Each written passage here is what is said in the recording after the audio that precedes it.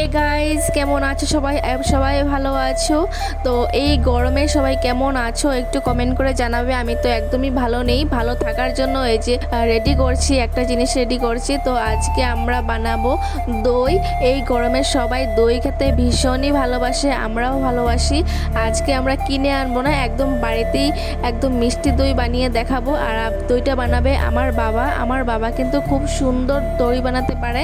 তো একদিকে দুধটা গরমে বসিয়ে দিয়েছি আর একদিকে গুড় বসিয়ে দিয়েছি, কারণ ক্যারামেল করে দিলে দইয়ের রঙটাও অনেক সুন্দর হয় আর অনেক মিষ্টিও লাগে খেতে। আর এখানে দেখো দুধটা বলক চলে এসে সুন্দর করে দুধটা ফুটাতে হবে, অনেক সময় ধরে ফুটাতে হবে। আর এদিকে দেখো গুড়টা কেটে দেওয়া হয়নি, বাবা ভুলে গিয়েছিল, তার জন্য গুড়টা একদমই গলছিল। যাই হোক পরে গলে গিয়েছিল। এখান থেকে দুধটা বেশ ফুটে গেছে। এখন কিন্তু দই বানানোর জন্য প্রায় রেডি হয়ে গিয়েছে।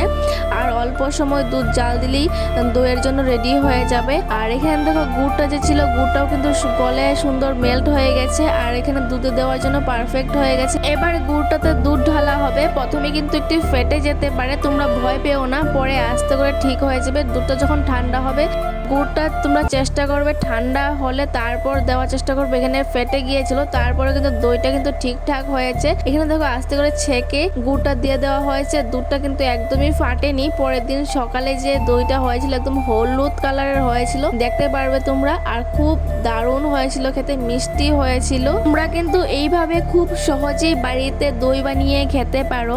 তোমরা যদি একটু ভালো করে লক্ষ্য করে দেখো তাহলে বুঝতে পারবে। আমরা কিন্তু আগের দিনের দই বা কিছু সাজ কিন্তু কিছুই দেওয়া হয়নি, দুধটা কিন্তু অটোমেটিক বসে গিয়েছিল, কিছু দেওয়া হয়নি। কিন্তু আগের দিনের যে টক দই দিতে হয়, আমরা কিন্তু টক দইটাও দেইনি। এবার দেখো দুধটা কিন্তু একদম পুরোপুরি রেডি হয়ে গিয়েছে। এবার একটা সুন্দর মাটির পাতিলে ঢেলে নেব, কারণ মাটির পাতিলে দই খেতে কিন্তু ভীষণ ভালো লাগে, টেস্টিও হয়, একটা আলাদা একটা স্মেল আসে, আমার কিন্তু অনেক ভালো লাগে। এখান থেকে দুধটা ঢেলে নেওয়ার পর সুন্দর একটা প্লাস্টিক দিয়ে এইভাবে মুড়িয়ে তারপরে কাগজ দিয়ে সুন্দর করে ঢেকে একটা গরম উষ্ণ জায়গায় রেখে দিবে। কারা কারা আমার মতো দই খেতে ভালোবাসে একটু কমেন্ট করে জানাবে। এই গরমে তো আমি রোজ দিন দই খাই, আর তোমরা কারা কারা ভালোবাসো একটু আমাকে জানাবে। আর এই যে দেখো পরের দিন সকালবেলা দইটা খোলা হচ্ছে, কি সুন্দর চাকা হয়ে গেছে। এবার দইটাকে আমরা সুন্দর করে ফ্রিজে রেখে দেব। ফ্রিজে রাখার পর দইটা আরো চাকা হয়ে যাবে। এটা কি সুন্দর একটা কালার এসেছে। সেই যে গুড় দেওয়া হয়েছিল ক্যারামেল করে, গুড়ের জন্য কিন্তু কালারটা এসেছে। তোমরা কিন্তু গুড় অথবা চিনি দুটো থেকে যে কোনো একটা ইউজ করতে পারো। এখানে খুব